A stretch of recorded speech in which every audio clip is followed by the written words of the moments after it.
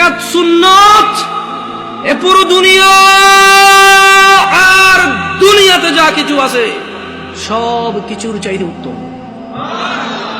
তাহলে যে 2 রাকাত সুন্নত পৃথিবীর চাইতে উত্তম, ওই 2 রাকাতের সুন্নতের পরে যে 2 রাকাত ফরজ রয়েছে, এই ফরজের আল্লাহু আকবার কি দিয়ে মিটাবা?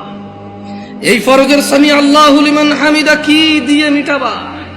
কত টাকার মালিক হয়েছে তুমি নামাজের কাফফারা দিবা, যেখানে সুন্নত 2 রাকাতের মূল্য পুরো পৃথিবীর সমস্ত সম্পদ বিক্রি করে যদি একটা স্বর্ণ কিনা হয়, ওই স্বর্ণকে যদি, এটা আমি ব্যাখ্যা দিচ্ছি বুঝার জন্য সহজে, ওই স্বর্ণকে যদি 1 পাল্লা রাখা হয় আর ফজরের 2 রাকাত সুন্নতকে যদি 1 পাল্লা রাখা হয়, ফজরের 2 রাকাত সুন্নত ভারী।